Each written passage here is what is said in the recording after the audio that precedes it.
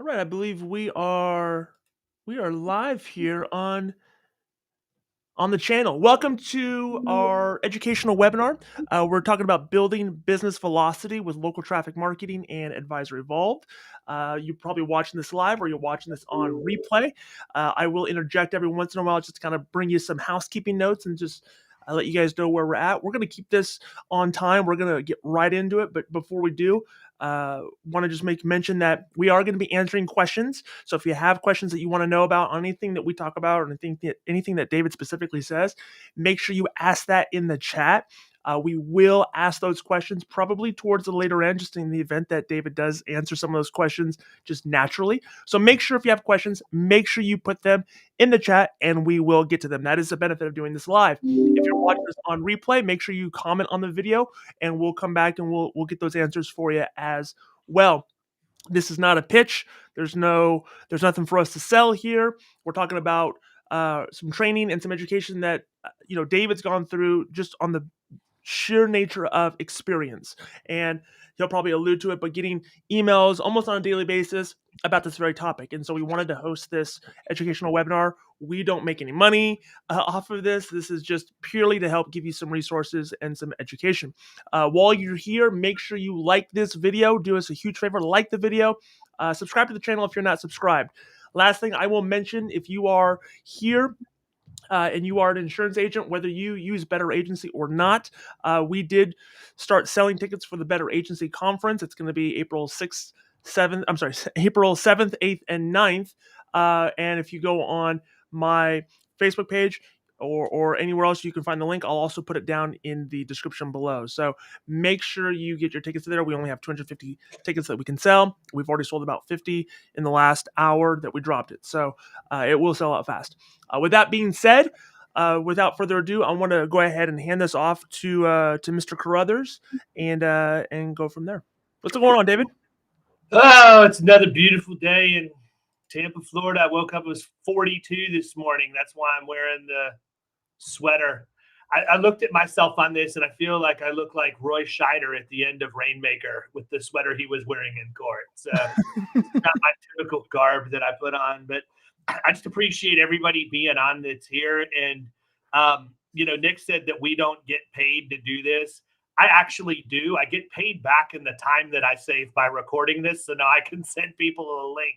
So that's my motivation. The information that we're going to talk about, sort of some of the things that I've learned over the years, I want to freely share. And certainly the majority of my calls come as a result of Advisor Evolved in local traffic marketing, because I have an Advisor Evolved website and I use local traffic marketing. So people find that out and they ask questions. But, if you're not one of their clients, aside from the fact you probably should be, the information we're going to talk about is a thought process that you need to have, whether you're trying to do this stuff yourself or you use another vendor. If you pay attention to what I have to say and you realize that everything I say is coming from the lips of an agency owner who's been down this road and had their tail kicked a few times and learned lessons the hard way, then you can take this for what it's worth. If you don't know me, then you don't realize I'm probably one of the most direct people you'll ever meet in your life. So just let me tell you, I'm one of the most direct people you'll ever meet in your life. Some gets weird sometimes, but you'll never have a question about what I'm thinking. So a lot of the time I get calls because people want to vet local traffic marketing or Advisor Evolved, and they'll post something in IAOA or another insurance forum online, and that leads to the whole, hey, here's my calendar link, give me a ring, because I want to help agents make good decisions. And I also have a fundamental belief that the majority, and I'm not going to say all of them, but many of the service providers that we buy from do a really bad job of setting our expectations. Okay. Call it what it is. If you have gone down the road of trying to get a virtual assistant ever, you understand what that pain looks like, because unless somebody takes the time to explain to you, you have to have documented processes that are easily teachable and replicable. You're going to get a VA that shows up at your agency on the first day and they're going to have no clue what to do, and you don't have formalized processes to train them. And so that whole thought process of onboarding, honestly, it sort of scares me, because if that's what the industry accepts from a large number of service providers, it makes me wonder if that's how my competition onboards people into their agency. That being said, when we get into there's two main things that we're going to talk about. Advisor Evolved as far as a web provider. And I want to talk specifically about what that looks like, what your expectations should be from a web provider, what should be included in that monthly fee that you're spending, and what shouldn't be. And then a little bit about some of the functionality and things that we're using in our agency to win. And then the other thing I want to talk about is I want to get into local traffic marketing. And I may actually start with local traffic, because I think that's one of the biggest areas where agencies, and specifically agency principals, just misunderstand what they're getting into and what they should expect. And truthfully, it's not the easiest thing to explain. I mean, if I'm a service provider, and let's call it what it is, people. We all have the buzzwords, right? I bet you 80% of the people on this webinar right now have said the letters API to somebody in the last week, and you have no clue what it stands for or what it even does. It's a buzzword, but we hear it and we want everybody to have it. And we think that if we don't have it, we should, but we don't even know what it does. And so that's sort of similar to what goes on with the marketing. We hear pay-per-click, we hear impression-based, we hear cost per acquisition. So let me just give you a little bit of an understanding about some of the different forms of these things, and then you'll understand a little bit about how they work in concert. And I'm going to give you a word picture that's going to help you understand the frustration of what an ad company would feel when an agent who doesn't really understand this stuff begins to engage with that. Before you get into that, David, I want to make note, because we've had a lot of people join us live here, and we probably join us after the housekeeping. The benefit to doing this live, and the reason we're doing this live, is to make sure that we answer your specific questions, talk about certain discussion points that you might have. So use the chat feature here on YouTube and go ahead and put those in there, and we will get to them throughout. And I'll kind of act as that moderator and asking those questions. So if you have questions, go ahead and put those down below before David gets into it. Absolutely. So there's a couple of things, that you need to be thinking about in the marketing world in general. And I mean, I tell people, look, I'm a marketer first and an insurance agent second. Like I my degree is in marketing. I have owned e-commerce businesses and been in the digital game for a long time. I'm not anywhere near as adept as what Nick is or Chris is or some of the other people, but I know my stuff well enough to know what I know and what I don't. And so, there's a lot of different things that need to happen if you're looking to go down this road, and a discovery call is one of them. Before marketing is really going to take off and you're going to see a lot of conversions, you have to have some level of brand awareness as well. And so when you think about this, think about brand awareness as a billboard on the side of the road. Like literally, how many people are going to pull over to the emergency lane and call the guy with the auto owner's billboard on the side of the interstate right then and there to get a quote on home or auto? It's not going to happen. They have that there because of brand awareness. Those people may remember, or more than likely will remember, that billboard, when they get home, because it's going to be coupled with a TV spot that they saw or some banners that were on a website or anything like that. And so, brand awareness is one thing. Typically, brand awareness in and of itself is relatively inexpensive when you consider the amount of people that you're going to get your brand in front of and make your name more recognizable. But if you're looking for a brand awareness campaign, Facebook advertising being a good one, and you expect to see a ton of conversions right out of the box, you're going to be sorely disappointed. Then you have cost per acquisition campaigns, which is more along the lines of somebody clicks to buy something and you're going to pay based on that person clicking, going to a landing page, filling out a form, whatever else. You could also be doing warm transfers for leads on the telephone and things like that. Nick probably has a couple other examples for CPA that I've forgotten, but those are some that just are off the top of my head. Do you have anything you want to add to that? No, I think you've pretty much hit on the big ones. I think a lot of agents are focused, and they have been for a number of years, on paid advertising. When they're doing paid advertising on Facebook posts, maybe other type of Google PPC campaigns, or Google Click campaigns. I think that's pretty typical. Yeah, and so if you're going in for brand awareness, just understand brand awareness. That's really difficult to measure that, right? Like unless you're going to have a polling company go out and survey the population at large to find out if there's been a increase in how many people know your brand versus how many knew your brand 6 months ago, it can be frustrating because you could see yourself spend thousands of dollars to get brand awareness out there, but you don't have any sales that you can necessarily say came from that brand awareness. But it's a vital part of marketing to create awareness of your brand before you move into the cost per acquisition model, because it makes cost per acquisition model function better for you. And I think on that point too, when we talk about, because this is a common thing that people will talk about on various forums or outlets, they'll talk about, what's the ROI of this? You did this campaign. And I think one of the mistakes that a lot of people make, and even as a marketer, sometimes it's very easy to make, is trying to connect in a very linear fashion, campaign or activity, call it activity, to pure dollars generated. And I think that there are moments where you do that, and there's certain things where that really matters. But I also think when you talk about just generic and general advertising, you're not going to be able to measure everything. You're not going to be able to measure what happens in a Facebook group. You're not going to be able to always measure what happens in Facebook Messenger when people are talking and friends are talking. You're not going to be able to measure what happens in group events. You're not going to be able to measure what happens in a lot of different areas. They saw your brand. They saw your ad, and they've seen it 17, 18 different times, but it didn't result in them saying, okay, I want to buy that.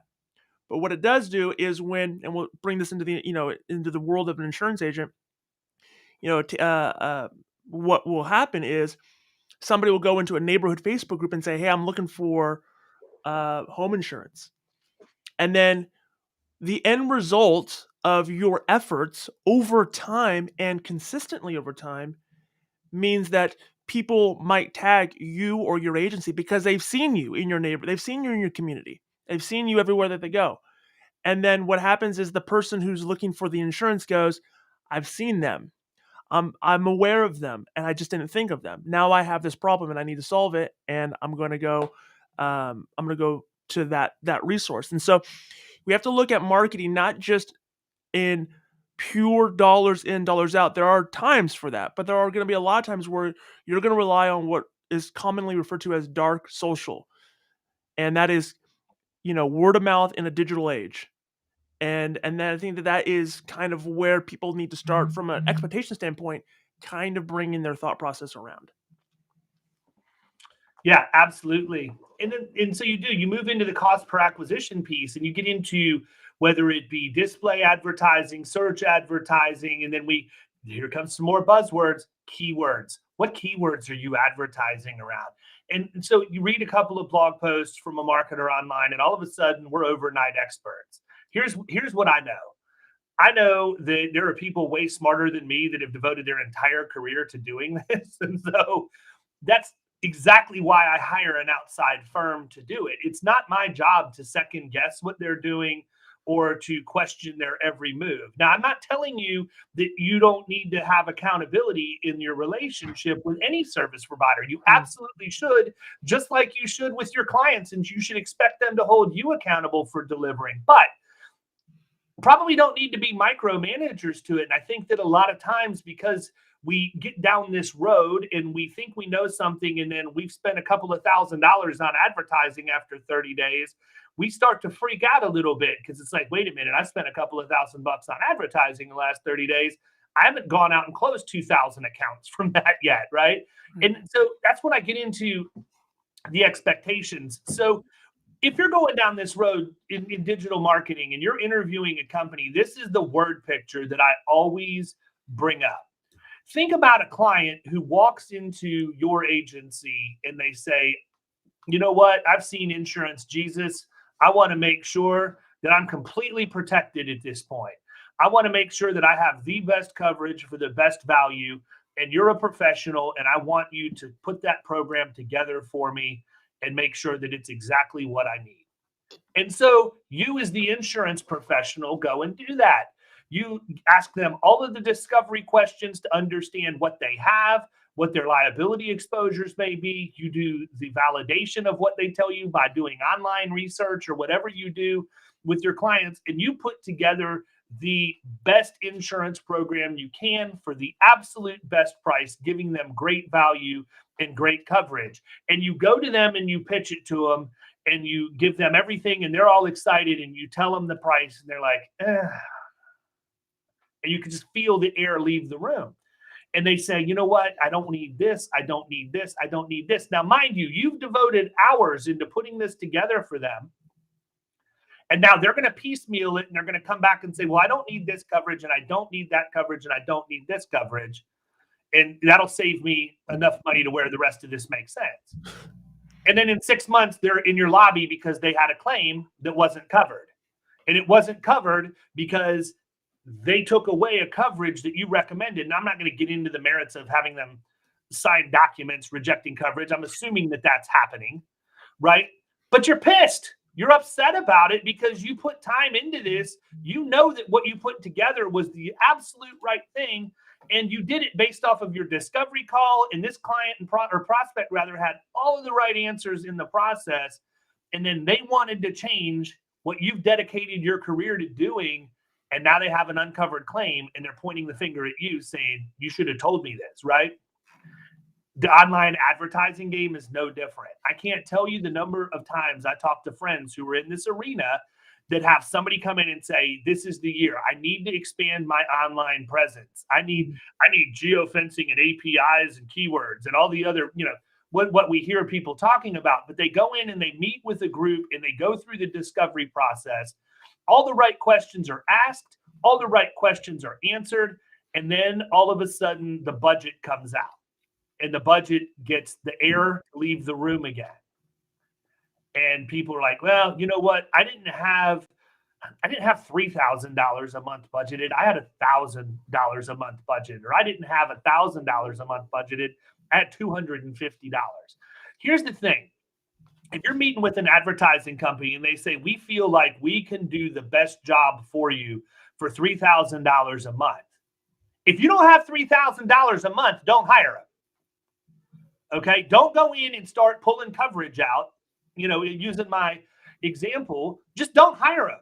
Take this year to save it until you have the money to hire them and do it the right way. Because this is what I know. If they come in and say, look, we can't tie it to a number, but we project that your cost per lead is going to be somewhere in the $20 to $30 range per lead that you get. If you get $30 per lead, you're spending $3,000, that's $100. Now, look, I don't have any idea if those numbers are accurate or not. I'm just doing it so the math stays easy. That's 100. That's you're getting 100 leads at $30 a month for $3,000 or $30 a lead for $3,000 a month. If you were to go back and say I'm only going to spend $1,000, you might get 5. Right. This stuff is not straight line. You have to let the flywheel catch. You have to let the whatever other metaphors I can use. The snowball has to get momentum or whatever else. But you can't go to a professional and say, I know how to do your job better than you do after they've spent the time to put the package together. This is not an overnight play. I cannot stress that enough. In an environment where we're so used to having instant gratification, whether it be through shopping online or on-demand video or on-demand music or any of the other things that we do digitally, we come to expect instantaneous results from our marketing efforts, and it's just not realistic to do that. Yeah. I can tell you that when I engaged with LTM, local traffic marketing, I had a 6-month window where I didn't even want to look at anything. I made it 3.5 before I said, hey, this stuff is doing something. Some of it was performing well. Some of it wasn't. Booked a status call with them. They filled me in on why the things weren't working the way that I thought maybe they would. It was an educational moment for me. It wasn't adversarial in any way. I just needed to understand where we were for my own peace of mind. I'll be honest with you guys. I don't manage the relationship at all this point other than to thank them for doing a good job because I get that reporting and we're seeing the results from it. I wouldn't see those results if I went in with the same impatience that I go in with on a lot of other things that I do. But I knew up front I needed to give them an opportunity to let the system work. It was very clear to me that this was going to be a process just like it is when you change your website around. So I know you were getting ready to say something, Nick. Jump in and add Yeah, whatever. I think there's a few things that you touch on that are really good that I want to make sure we really kind of hammer home, and they really deal a lot with expectations. The first thing I would say is, and I think we've all seen this to some degree, is if you're going to make the commitment in 2022, the word commitment has to be, that just can't be a word that you throw in the sentence. It has to be a strong commitment that you make. And when I say commitment, I mean, unless all hell breaks loose, it has to be this. If you're going to say this is my strategy is to enhance our lead flow with paid advertising. That is not a strategy you abandon in 30, 60, 90, 120 days. It's the same thing in sales. You know, you've probably, I've told salespeople this, and there's probably people watching who've also told their salespeople this. You never get too high, you never get too low. Steady Eddie, stay the course, right? And so I think when it comes to any strategy, but in particular a paid advertising strategy, you're not going to have any success you get in 30 days. You can't use it as and it almost sucks when people get instant success because you have to reframe expectations at that point and say, look, there might have been some lightning in a bottle here. There might have been a lot of variables here, but this is something that's you've got to stay the course and you've got to give this 12 months of saying this is going to be our strategy come hell or high water. There's going to be good times, there's going to be peaks and there's going to be valleys and you just got to ride the wave. I think that's number 1. Well, the Number thing is, Nick, it's like opening your agency, and if you haven't sold $1 million in revenue in the first 3 months, you're going to close up and walk away. right. No, you're going to sit there and fight until you get it right and make it work the way you want it to. And there's all kinds of reasons why people sometimes have faster success than others. There's geography.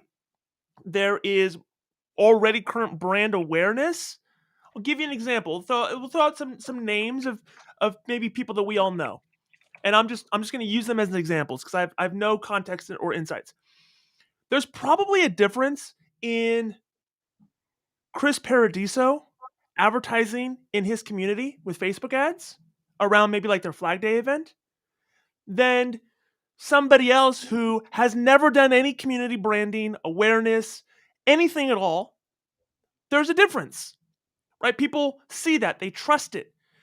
Take that out of the insurance world. If you're looking for a pair of tennis shoes and you see an ad for Nike and then you see an ad for, you know, you know, whatever Shoes Anonymous, where are you going to buy? You have different brand. There's different brand familiarity. So there's that variable. Number 1. The other aspect when it comes to expectations that I hear a lot, and David, you probably hear this a lot, is well, what's the cost per lead? I think that is a metric that while you maybe recognize it, is a metric that a lot of people are building a wrong foundation on. And here's why. There's all kinds of reasons why a lead closes, and a lot of times marketing does the job. Like marketing is the quarterback and it throws the ball, but you have to catch it. You have to take it across the goal line. And I think this is where a lot of people need to, when they think about their paid advertising strategy, you need to also focus on your sales strategy. Because when I've talked to people, and you've probably talked to people, they'll say, well, I close at 80%. My close ratio is 80%. Well, okay, let's take out the fact. 80% of what? Right. Let's get some context around this. How many of those are referrals? How many of those are this, that, or the other?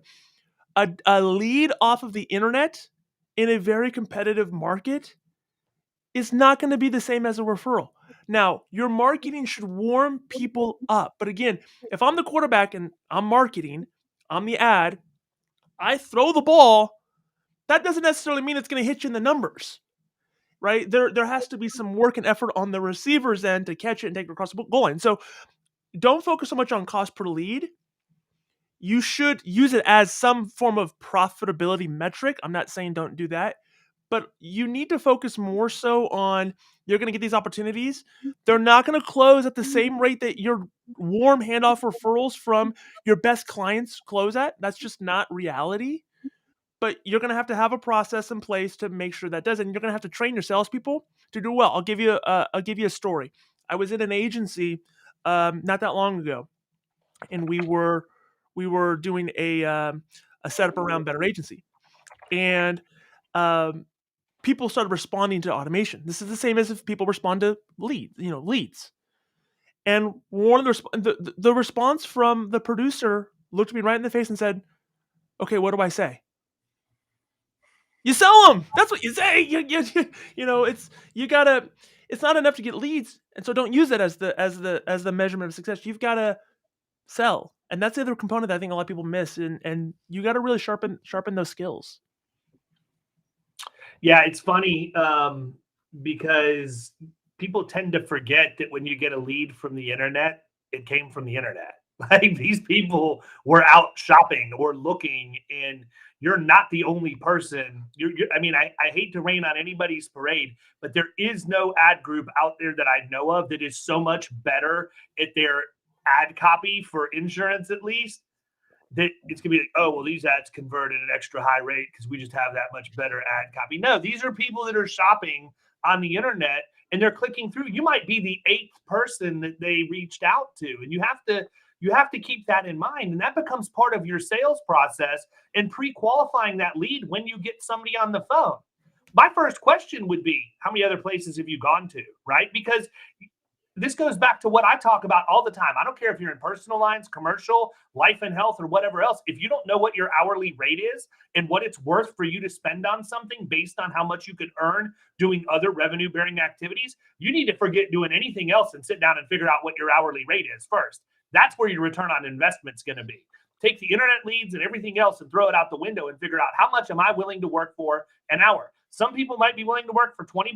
Some people aren't going to work for less than 200. But if you don't even know what that number is, you got to get to there at that point. Now, that being said, when you get that person on the phone, if you're the eighth person that they talk to, you got to diffuse. Your job at that point is not necessarily to sell the deal right out of the box, and get the quote. It's to get rid of everybody else that they've talked to first. How do you do that? Well, that's your unique value proposition in the scripting and what you need to come up with that you can convey to these people. But your number one job is not for yourself to get hired. It's to get your competition fired every single day. You can't get hired until you get rid of them, whether that's the incumbent or other people that still have this same person in the prospect phase in their organization. And Nick's 100% right. At that point, it does come down to sales process. So all of that to say, with regard to digital marketing, you just have to trust whoever the professional is that you're wanting to engage with. Now, I'm not saying that you shouldn't go talk to 2 or 3 to determine who's going to be the best fit for you, right?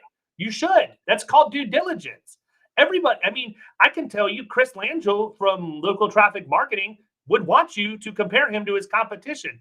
Anybody who's a master of their craft and really good at what they do wants you to see the people who aren't. I mean, I encourage people to check with my competition all the time, not because I'm an arrogant jerk, but because I want them to understand. It sells it for you. It sells it for you. I want them to come to their own realization that our value proposition is as unique as what I said. And so if you go in with the understanding that it's a long-term play and it's not cheap, okay, it might be cheap relative to going and knocking door to door to door for 2 years, but it's I can't think of a better way to market that has more analytics, that is more intelligent and intuitive, that will give you the ability to dial everything in. You just have to let the systems work to gather the data necessary to make those decisions. You bring up an interesting point. I think it's something we should talk about, and that is it's not cheap. I'll use Chris as an example. I know what Chris charges for his services, and I would tell you, I think it's dirt cheap. Oh, I agree. So let me just kind of paint the picture for people. I think Chris charges I'm gonna say anywhere between $750 and $1,000. I think it's fluctuated a little bit. Let's just call it $1,000 for to manage. Might be lower than that, but I'm gonna go on I'm looking at an even number. Just for management. That's not counting the ad spend. Do you know how And by the way, stop for 2 seconds. When you engage one of these companies, you have to understand ad spend is not their compensation. Like, Right. there's a That's what goes retainer into the that machine. That goes into yeah, the Google or the Facebook machine. They're paying correct. Mark Zuckerberg or You can't Google yeah, you directly. can't go to somebody and say, "Oh, I'm paying my ad company $10,000 a month." No, you're not. You're probably paying them 1,000 and spending 9,000 with Google and Facebook and LinkedIn and everywhere else. But let's just call it 1,000. Again, at that I might be on the high end of that.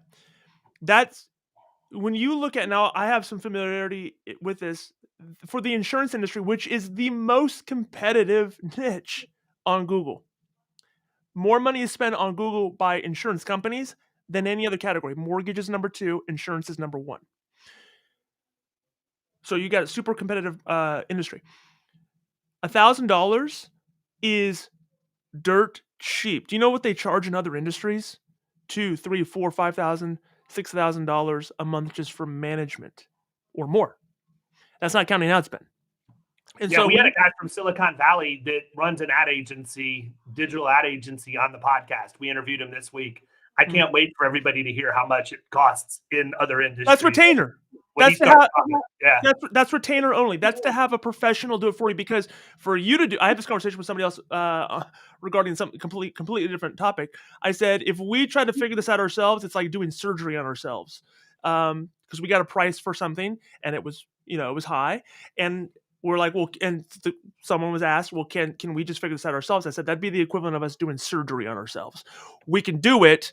We're probably going to mess it up. And when you think about this game, there's a lot of art and there's a lot of science to digital marketing. And so for you to try to do it, if you've never done it before, it'd be like me trying to go play in the NFL right now. I could catch the ball, maybe, and I could beat Will Shaw in a race. However, it would be it would be dumb to do it. And so you'd mess things up more than you'd help things. So I think one of the things we have to really kind of emphasize is the cost, because I've heard people talk about this in Facebook groups. Well, it's really expensive. He charges XYZ, or this company charges XYZ. What did you think it was going to cost? They're professionals. It costs money. And if you don't have the money, that's fine. That's fine. But let me just tell you what the market rate is outside of insurance. You would be paying 4, 5, 6 times more. And so I think there has to come down. I think understanding like real price anchoring is understanding like it might be expensive to you because you've never seen it outside the industry, but it's dirt cheap. And so I would say that. I think I'd the other also thing too, Nick, is, if you're a niche player, like if you have something that you're one of the only ones who does that, your results are probably going to be a whole lot better in the long term than somebody who's just a generalist. Like, I don't want to go out and just try and find home and auto leads, right? That's why I started Florida Wedding Insurance. I can sell wedding insurance. I can get the bride and groom's name into my CRM, and then I can remarket for the personal lines. And instead of me paying to get leads, I got paid to get a lead. and here's the other side to that too, and this brings up a great point. Who should be doing this? Who should be How do we qualify or disqualify if our agency should be thinking in this term? Here's my subjective opinion when it comes to you're going to do paid marketing, you're going to hire a service, you're going to try to do it yourself. Who should or shouldn't do it? Here's what I would say. There's two types of people that I would say should be instantly disqualified. You should disqualify yourself from doing this. Is if you're trying to go after a niche that has low or zero traffic. If you're trying to be the top insurance agent for underwater basket weaving and you're going to rely on paid ads, don't do it because no one's searching for it. No one's in the market for it. Find markets. Now, that's one side of the coin. Is if there's a niche where there's no competition, where there's nothing, there's no traffic, nothing. The other side of it is I think if you're trying to, and this is what people will say, who are you trying to go after? Well, I'm trying to go after preferred homeowners. Yeah, so is everybody. And so you're competing now with Geico, State Farm. Again, the most competitive niche on Google is insurance. You're going up against billion-dollar companies. So you should stay out of it if you are in a niche where there's no traffic, but you should also stay out of it if you're trying to go after the niche where where it's just a red ocean and everybody's spending the money. Don't do that. You should think about it and say, what category can I swim in here where it's a little fringe? So like you bring up wedding insurance, great idea. People are searching. You can do that around weddings, right? There's all kinds of people searching wedding stuff. You can do that. Classic cars, fringe things, niche specific things. Look in different categories where there is traffic, or maybe it's a little bit, but it's not overly competitive. If you want results, again, I want to go after home and auto clients. Yeah, they all do. And so you're swimming with sharks. And if we're being real, myself included, we'd be minnows in that ocean. So don't do that. I think you have to disqualify yourself when those are the things, and you got to look somewhere in the middle. I also think you should disqualify yourself if you're trying to meddle. Again, it goes back to the idea of letting a professional do it. One of the things that you're going to mess up is if you're constantly stressing over the numbers, stressing over the metrics in your first month, 2 months. Let the professional go to work, let them do it, be patient, be consistent with it. Stop trying to tell them how to do their job. I think, again, take the information that David and I are giving you and just eat the meat, spit out the bones if you want to, and say, I don't agree with that. I'm just telling you how to have. We're trying to help you have some level of success with this if you're going to do it. So that'd be, I think, from an expectation standpoint, something that's really important for you guys and for everybody to kind of wrap their heads around. Yeah, so that's probably a pretty good segue into the website discussion. I think that this is another area where there's just a lot of misunderstanding from the agent community at large, because we've got, again, we're so used to done for you services and instant gratification that we think that you buy something and it's just all going to be handled. And then when you pay 150, 200, $250 a month, whatever the range is, I really don't even remember, across the board, and you don't really see anything going on, you can't touch it, you can't feel it, we naturally gravitate back towards, well, I'm not getting any leads from my website, right? Well, guess what? You paid somebody to build a website for you. I don't care who the vendor is. There is nobody out there that is going to be able to hit the price point of the main players in the insurance space as far as building you a website that is going to have a complete done for you service. They're not going to write blog posts for you. They're not going to do video for you. You need to do all of that for yourself. Here's what I can tell you. Think about it from an insurance perspective. That couple of $100 a month is to make sure that you're ensuring that your site's not down, that it's always up to date. Right. That when plug in, and listen, Advisor Evolved had an outage with the actual provider this last week. It has nothing to do with AE. It's the fact that the servers for the people that they use upline were down. And so a couple of our sometimes Facebook is down. Yeah, exactly. So that's not what I'm talking about here. I'm talking about people that just don't understand what you're getting. If you have never built a WordPress website before, you don't have the first understanding of how many plugins go into the back of a website on WordPress, how often those plugins are updated, how often security patches are released for the different things that you're using, and all of the work that goes in. Because when you update one, it may not play nice with something else that's on the back end of your site. And now your whole site's crashed and you don't have a clue where to even start looking, other than knowing maybe it had something to do with the last update that I had. Did I back my site up? And am I able to, I can go for days on all the reasons why it makes sense. But I really want to talk about is how you're set up for success and how easy it is when you do have that website built. And I can only speak right now from my own experience of Advisor Evolved is who I used. And the guy that I fired to hire Advisor Evolved was myself. I built my own website and I went and I'm like, you know what? I can't handle this anymore. The opportunity cost for me to have to do all of the things I have to do is taking away from my ability to focus on revenue generating opportunities inside my agency. And for us, that's content creation. That's my contribution to the website at this point. And so when you get a website built, nobody else is going to write blogs for you. They're not going to do videos for you. And I'm a huge advocate of never hiring that out. You shouldn't have somebody writing your stuff or creating your Google video, your YouTube videos for you or whatever else. You can use editing services and things like that. But at the end of the day, all of the content on your website should be in your voice. That's what makes it sticky. Because when you have these people that are clicking to go to a form to fill out for a quote, whatever it is, or whatever your lead funnel is that you're using in the digital advertising, they're going to go to your website and check you out. They're going to look to see if the reviews are on there. They're going to look to see if there's content that's there that's relevant to them. They're going to look to see if you've been featured in any publications, or They're look going for to look to see if they can contact you. They're going to look to see if they can make change. If they have questions, they're going to look to try to get into communication with you. There's a lot of it. all of that. I mean, it always amazes me when I go to look at a prospect's website and they don't even have one, or they're operating off of a Facebook page instead of a website or whatever else. But you should be focusing on educating the people that are going to buy from you. I was on a call with a guy. I have a weekly call with a dude. This is going back about 6 weeks ago now.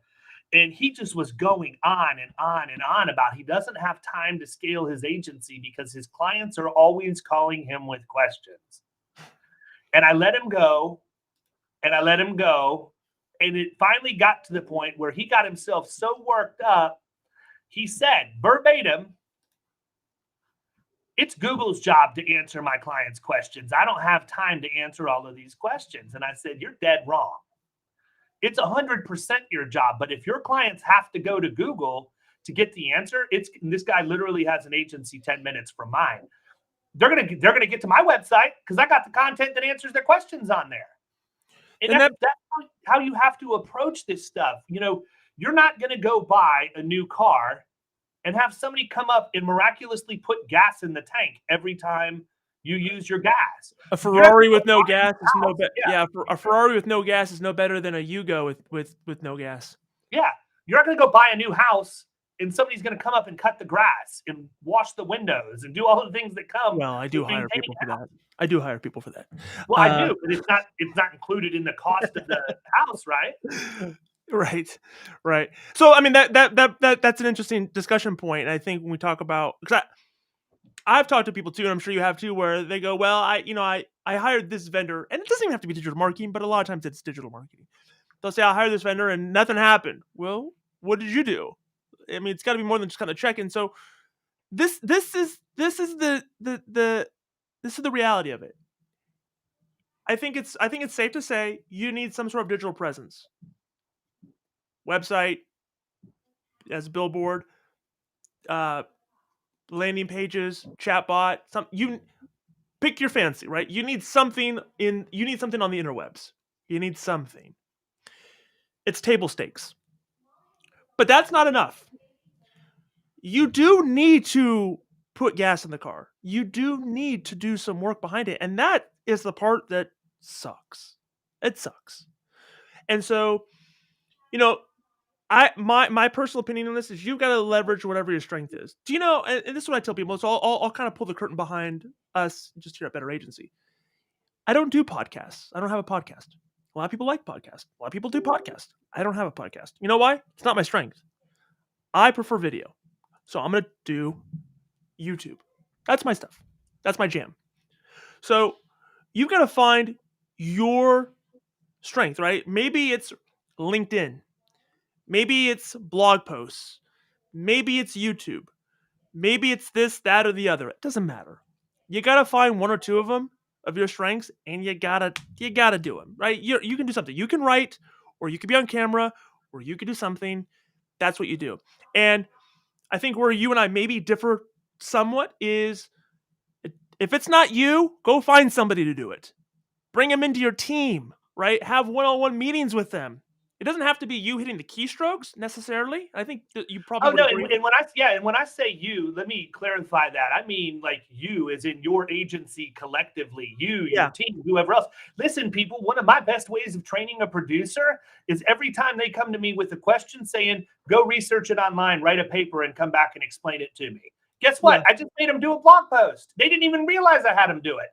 I had Raphael, before Raphael Duran figured out what I was doing. He had written 76 blog posts for me. It took him to number 76 before he figured out that I created an entire content strategy for him as a producer. Now, I don't have him going in and handling the nuts and the bolts and the SEO on the back of the site and optimizing the posts and all of that. I have somebody else who specifically handles getting that stuff done. But as the producer, what greater credibility does my producer have than when he walks into a meeting and somebody says, ordinance and law, man. I just don't understand it. And he can say, I'm going to explain it to you, but I'm also going to shoot you this article that I wrote on it when I get back to the office. I've had a lot of people give me feedback on it, and I think it does a pretty good job. And I may leave something out just talking to you. So I'm going to give you this as well. Boom. Next thing you know, you've got them on your domain. If you have a good CRM, you're going to track them on that domain. You're going to know where they're at, how long they're on the page, what they're looking at. And now you can see that this person went to 5, 6, 7 pages on your website, right? And let me give you a cheat code. I'm almost biting my lip telling you this because if I was smart, I would give you an affiliate link, but I'm not. So everybody calm down. I'm going to give you a cheat tool. I'm going to give you 2 cheat tools to do this well. Let's talk about written content. I want to make written content. So in David's words, a blog. How you can have a cheat tool to actually speed up this process for you. There's a company that you can use. It's called Jarvis.ai. Jarvis. I went to public school, so I have to spell that out. Jarvis.ai. And there's a lot of tools like this. It is automated copywriting. You can go in there. You're gonna have to finesse it a little bit, but you can write 2, 3, 4, 5,000 or 1,000 word articles or 500 word articles, and use an automated bot to do the writing for you. It will learn your voice. It will do all this. You can go sign up for a service like that. That's about I want to say it's like maybe $100 to $200 a month. I don't know what it is. You want to save time? That's the same thing. Lately.ai is getting ready. They're getting ready to release their copywriting, and that's who I use for all my transcription, social scheduling, and everything. So if writing blog articles or content pieces is not your thing, you don't have time to spend 3, 4 hours. I get it. You don't have 5 hours to do this. You're not a writer. You're not a copywriter. I understand. There's all kinds of services like that. Just go do some automated bot copywriting thing and just kind of use, maybe instead of 5 hours, maybe spend 15 minutes and just clean it up. Go do that and post out content 3 times a week, right? Do video. If video's your thing, get on camera and talk, be the personality, be the face, and then go to rev.com, rev.com, and get it transcribed into written content. Repurpose that content on Facebook, on YouTube, on LinkedIn, on all the social channels. Do that. And that could be a shortcut for you. And so go sign for one of those services and don't have, eliminate the excuse. If you, and until you can bring somebody on your team where it justifies it and you can bring someone on and that's all they do is inbound marketing, then go, take matters into your own hands that way. I'm breaking my promise here. I said we were going to answer questions towards the end, but well, Nick, Brian, you've got 13 minutes, so we're almost to the end, actually. Okay, very good. So let's go through the Q&A here. I'm going to kind of go. I'll go from the top here. Do you think it's a waste of money to boost Facebook posts? Yes and no. Depends. I think boosting, the way that boosting's been done, I think there are better ways to do it. I think if you go into Ads Manager, again, your marketer will be the one who does this, not you. You shouldn't be doing this unless you know what you're doing. Your time is worth something, as David said. You got a cost per hour thing here. But there's better ways to generate Facebook advertising through Facebook, and boosting is kind of like it's like trying to build with Play-Doh instead of concrete. So can you get more impressions? Sure, you can get more impressions. That's what Facebook does. But there are better ways of targeting and better ways of doing Facebook advertising. Any thoughts on that, David? No, I agree with that. In my experience, I think, I could get into all kinds of conspiracy theorist garbage on Facebook advertising, but why people from Zimbabwe are clicking and liking my ad, like it's really doing me any good. But you have to look at those boosts and stuff. Go back to the brand awareness stuff that I was talking about before. Probably not going to get a ton of conversions from it. It'll pop up more places, and because it does, the algorithm's going to read that and continue to have it pop up more places as long as you put money into it. The question is it really getting to where you want it to get to? And for me, Facebook is a much better platform for retargeting than anywhere else. Yeah. Next question by Mike Watts wants to know, do you recommend advertising on the Nextdoor app? I'm not familiar with the Nextdoor app, but here's my general answer, Mike. You put your fishing line in the water where the fish are swimming. If you've got customers there, you go there. People go, should I advertise on TikTok? I don't know. Are your customers on TikTok? No. Well, then no, you probably shouldn't. I don't know. I mean, that's my general. You take your fishing pole and you put it in and David, this is you could speak better to the fishing analogies, but you go fishing where the fish are. I don't fish in my toilet because there's no fish there, or it's brown trout, but I don't fish there. Sorry, that's what happens when you do it live. So next door app, I don't know. Is that where your customers are? And does it make sense? That's my general answer. And to me, my answer is always going to go back to the same thing. What's on your website?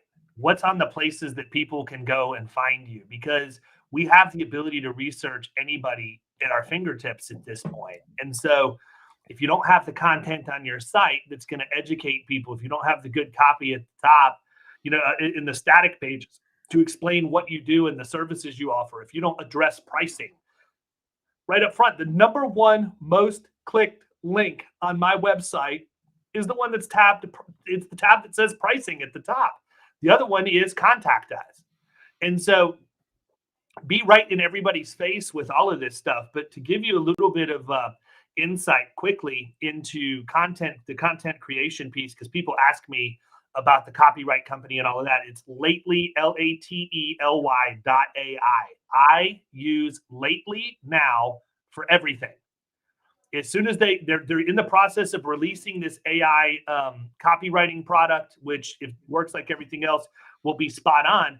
But to Nick's point earlier, I can do video. I can do video in 5 minutes. I can get out of my car. I can hit the intro. I can come in. I've got a rig. Let me see if I can let you guys see it. While you're finding that stuff here, while you're doing that, David, people ask me all the time, well, I don't have, like, they'll look at my setup and they go, Nick, my setup doesn't look like yours. Like, oh, it doesn't matter. I do this because I'm bored and because I don't spend money at the golf course. It's a hobby. Bar. Yeah, this is the hobby. I don't spend money at the golf course at the bar. Does production help? Yeah, maybe. But don't let that be the hindrance.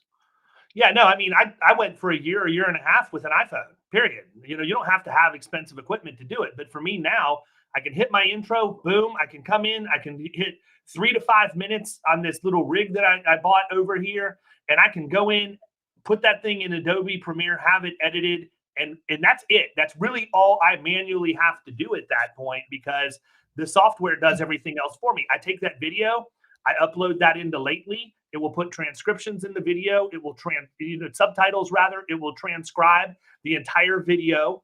I can then copy and paste that transcription into a Word document, run it through Grammarly. Now I have a blog post from my video. And I can also, it will take that video and create micro clips and 140, 280, or 560 character posts for Facebook, LinkedIn, Instagram, Twitter. And I can bulk schedule. But the cool part is this is all machine learning. So because I understood that and I was patient and I allowed it to do what it does, it took about 6 months and it learned when people were engaging with my social, when I was the most active. So now I literally showed my oldest son a couple of hours ago how I use Lately, and my entire content for the month of December is completely scheduled through December 31st. Multiple posts a day. And the cool part is it will post when it knows the most people are going to be on my traffic. On my profiles, the first time I saw this is when I woke up and realized that I had 2 posts hit at 5 and 6 o'clock in the morning. I would never have posted at 5 or 6 o'clock in the morning. They had huge engagement. And the reason why is because people are getting up, going to the gym, eating breakfast, and they're on social doing that. I never in a million years would have thought that. The software actually did it, and my engagement increased. It's Lately, Lately.ai. Perfect. That was going to be my question. I wanted to make sure that got out there, Lately.ai. Another vendor that you guys want to use, I don't use them. I would never use them. Sounds bad as a setup. I would never use them because I do it myself. For video editing, you're like, I don't want to edit video. I edit my own video, so that's why I don't use them.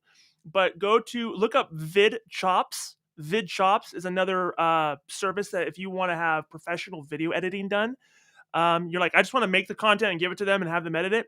Look up VidChops, VID Chops. Again, I don't use them. I can't vouch for that. I know that they proclaim to work with a lot of like YouTubers.